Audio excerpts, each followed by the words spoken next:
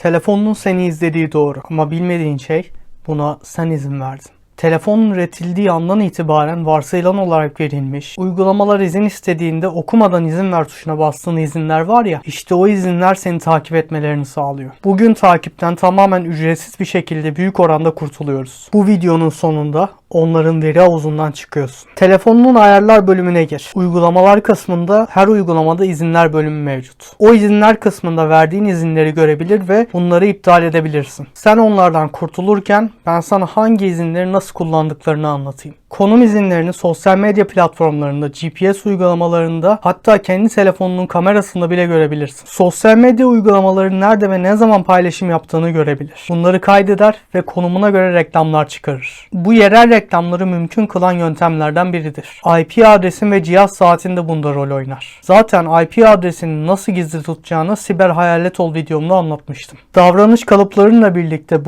o platformların elindeki verilerle çok önemli bir yer tutar. Kameranın da konum verilerini istiyor olmasının sebebi fotoğrafının ya da videonun nerede ve ne zaman çekildiğini kaydetmek istemesidir. Bu sistem de aynı amaca hizmet eder. GPS uygulamaları için de konumun önemi bellidir. Fakat bu konuda online çalışan hiçbir sisteme güvenmemeni tavsiye ediyorum. Uygulama mağazalarından çevrim dışı çalışan bir GPS indir ve tek konum iznini ona ver. Bu en güvenli yöntem. Bu önemli bir adım fakat nerede olduğunu bilmelerine yarayan bir izin daha var. Bluetooth ve yakındaki cihazlar. Bu uygulama Bluetooth ya da Wi-Fi ağları üzerinden nerede olduğunu bilmelerine yarar. Konumdan farklı olarak bulunduğun noktayı değil, aşağı yukarı bulunduğun bölgeyi bilmelerine yarar. Yine de şirketler ve uygulamalar için en az konum kadar işlevlidir. Hangi uygulamayı ne zaman açtın, ne kadar süre kullandın onu görür ve karşına çıkacak reklamları ağırlıklı olarak en çok kullandığın platforma yönlendirir. Pano erişimi. Kopyaladığın her şeye erişim vardır. Şifrelerine, IBAN bilgilerine kadar ne kopyaladıysan hepsine hakim olduğu için seni her türlü siber saldırıya açık hale getirir. Hesap erişimi.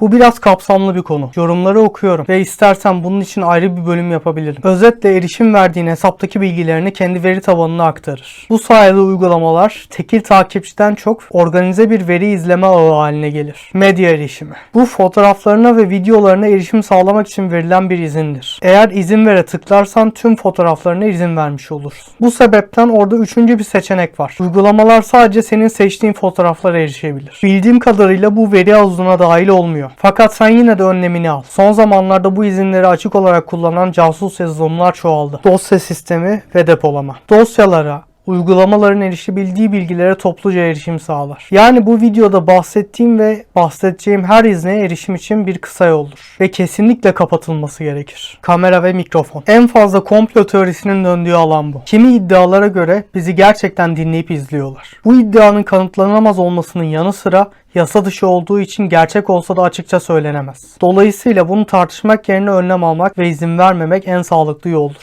Biraz da perdeler açık bir şekilde soyunmaya benziyor. Etik olarak dışarıdan biri bakmamalıdır ya da baktıysa da inkar eder. Ama bakmadığını garanti edemezsin. Bu yüzden perdeyi kapatmak en doğru yoldur. Yerel ağ. En tehlikeli izinlerden biri bu olabilir. Çünkü cihazın aracılığıyla bağlantı kurduğun cihazlara erişim iznidir. Telefonundan kulaklığına ya da bilgisayarından yazıcına erişmesinden ziyade buradaki tehlike bilgisayarından cep telefonuna ya da cep telefonundan bilgisayarına erişim izni vermiş olmaktır. Kişiler. Adı üstünde rehberine erişim iznidir. Kötü amaçlı yazılımlar için numaraları veri tabanına kaydetmek, bu verilerin ticaretini yapmak, dolandırıcılara satmak için erişim izni istemektir. Buradaki hedef senden ziyade tanıdığın herkestir. Telefon ve arama. Bu izinle daha çok telefonun arama özelliğini kullanan veya konuşma kaydetme uygulamalarında karşılaşırız. Uzun uzun açıklamama gerek yok. Kimsenin telefon konuşmalarınızı dinlemesini istemeyiz. Şu ana kadar anlattıklarım yeterince tehlikeli değil mi? Sıkı dur. Şimdi esas kısımlar geliyor. Arka planda çalışma ve pil optimizasyonu. İşte geldik esas meseleye. Bu izin uygulamanın seni sürekli takip etmesine yarar ve uygulamayı kapatmak fayda etmez. Ekran üzerindeki her işlemini, her hareketini izleyebilir. Neden mi? Bu veriler inanılmaz para ediyordu ondan. Hazırsan bundan bile tehlikeli bir izin geliyor. Erişilebilirlik. Ekranda ne yazdığını, nereye bastığını, parmak hareketlerini görür. Arka planda çalışma ve pil optimizasyonu ile beraber çalışırsa gizlin saklın kalmaz. Bildirim erişimi. Bu izinle uygulama gelen tüm bildirimleri okuyabiliyor. Banka bilgilerini, özel mesajları, ajandanı ve bildirim olarak gelen her şeyden bahsediyor. ediyorum. Erişilebilirlikten farkı bu erişim için ekranda o bildirimi senin görmen gerekmez. Şaşıracaksın ama hepsi bu da değil. Biliyorum, Mert, geriye ne kaldı ki diyorsun. Geriye kalan şey dijital dünyanın dışında kalan kısım. Cihaz bilgileri ve sensörler. Bu izinle telefonunun hareket sensörlerine erişerek fiziksel hareketlerini, rutinlerini, hatta hangi ritimle yürüdüğünü bile öğrenebilir. Eminim bu izinle uygulamanın senin hakkında öğrendiklerini sen bile bilmiyorsundur. Dehşet verici olduğunun farkındayım. Bunların yanı sıra bir izin daha var ve bu her şeyi tamamlayan o izin. Reklam kimliği. Tüm bu bilgiler, fiziksel ve dijital hareketlerin, kimlerle görüştüğün, neyi sevip nelerden nefret ettiğin bu izin kapsamında toplanır ve şirketlere iletilmek için derlenir. Bu izni aktif ettiğinde artık özel hayatın pazarlama aracı olmuş demektir. Ek önlem olarak da yapman gereken düzenli olarak reklam kimliğini sıfırlamak olur. Ayarlar, gizlilik, reklam kısmında kısıtlı reklam takibini etkinleştirip reklam kimliğini sıfırla. Takvim ve SMS erişim izinleri de var. Fakat pratikte işlevli olmadığı için anlatmaya gerek duymuyorum. Yine de takvim uygulamasını ajanda olarak kullananlar kullanmasın. Ya da Proton'un takvim uygulamasını kullanabilir. İzinler bu kadar. Umarım ben anlatırken onları kapatmışsındır. Tebrikler. Artık onlar seni göremez. Yani en azından yasal olarak. Her videomda olduğu gibi malum şirket benden nefret edecek ve bunu da kısıtlayacak. Ama bunu bilmen gerekiyordu. Çünkü bu konuda çok fazla yasal boşluk var ve şirketlerin işi bu yasal boşlukları kullanmak. Hem en samimi arkadaşın, hatta sevgilin ya da eşin bile telefonunu istediğinde vermeye çekinirken bu şirketlere neden hayatında tam erişim izni veresin ki? Ben Mert Tamtürk. Seni izinsiz takipten kurtarmaya geldim.